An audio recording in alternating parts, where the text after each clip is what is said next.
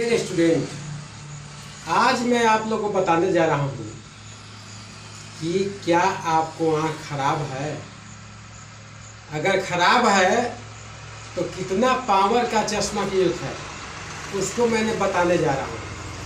आप भी निकाल लीजिएगा कि हमको कितने पावर की चश्मा की आवश्यकता होगी। इसके लिए कुछ पढ़ने की यूज़ है IAC मैट्रिक में, और यह परीक्षा के लिए भी आई है। परीक्षा में यह तो आता ही आता है, नैन नहीं तो चैन नहीं।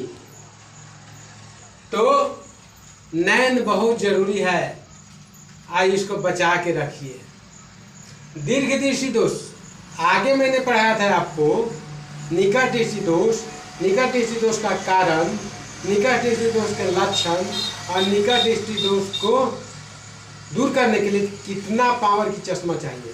आज मैं बताने जा रहा हूँ कि दीर्घ दृष्टि दोष यानी दूर दृष्टि दोष के बारे में।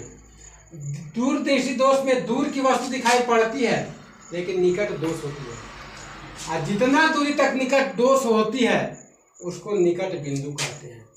इस दृष्टि दोष में दूर की वस्तु दिखाई पड़ती है लेकिन निकट की वस्तु नहीं। इस दृष्टि दोष में कम से कम जिस दूरी तक वस्तु दिखाई पड़ती है उसे निकट बिंदु कहते हैं। निकट बिंदु जानना बहुत जरूरी है। दीर्घ दृष्टि दोष में निकट बिंदु होता है, जबकि निकट दृष्टि दोष में दूर बिंदु होता है, उल्टा होता है। अब देखिए कारण है कि नेत्र गोलक की लंबाई छोट हो जाती है, इसलिए आगे जा करके यह मिलती है, रेटिना बनाना चाहती है, लेकिन यह रेटिना है ये नहीं है, और नहीं होने के कारण हमें कोई वस्तु नहीं दिखाई पड़ती है। तो कारण क्या हो गया? नेत्र गोलक का छोटा हो गया। दूसरा है, जब नेत्र गोलक का छोटा हो जाएगा तो फोकसांतर तो ऑटोमेटिक में बढ़ जाएगा। ये दो कारण है, नेत्र गोलक का छोटा हो जाना तो नेत्र लेंस का फोकसांतर बढ़ जाना। निवारण के लिए आप क्या करेंगे? उत्तल लेंस के चश्मा का उपयोग करेंगे। वह भी होगा तो उत्तल लेंस का चश्मा होगा। अब कितना पावर का चश्मा होगा इसके लिए लेंस की क्षमता जानना होगा। लेंस की क्षमता बराबर होता है P बराबर 1/f होता है। आप जानते हैं कि P बराबर 1/f, यानी फोकसांतर को निकालना होगा, ये का मान कितना होगा। तो f के निकालने के लिए आप जानते हैं कि 1/f बराबर होता है 1/v माइनस 1/u, जहाँ v प्रतिबिंब दूरी u वस्तु दूरी है। अब यहाँ मान लीजिए ना, वस्तु दूरी u है, u बराबर n, यहाँ पर वस्तु है n है, तो n बराबर d है, यानी स्पष्ट दृष्टि की न्यूनतम दूरी है, जहाँ अधिक से अधिक आप देख सकते हैं। प्रतिबिंब दूरी भी है, यहाँ लेंस डालते हैं तो यहाँ पर आपका प्रतिबिंब बनता है, जिससे आँख आपको अच्छी तरह से देख लेती है।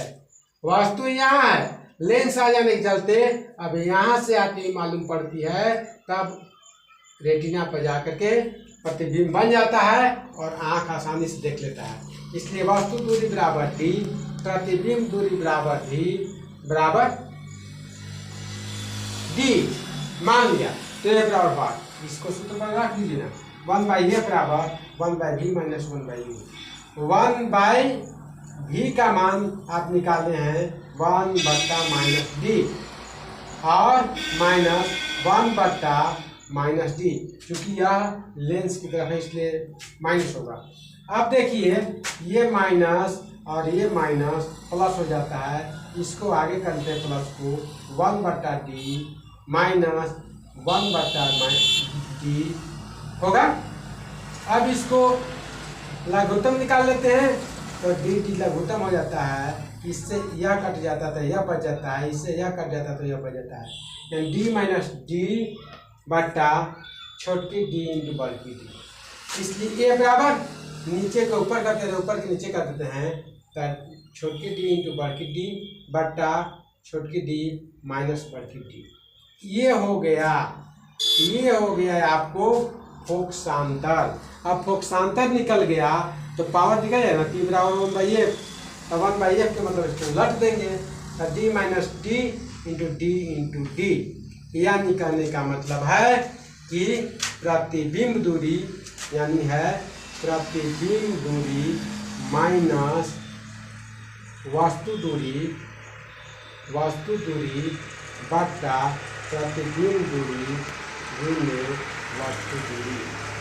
बस इतना ही कर दीजिएगा तो आपका कितना पावर के चश्मा यूज होगा वह पावर आपको निकल जाएगा। अगर नहीं समझ में आएगा तो कमेंट करेंगे, दोबारा मैं दूंगा। और इसे शेयर करेंगे, सब्सक्राइब करेंगे। धन्यवाद।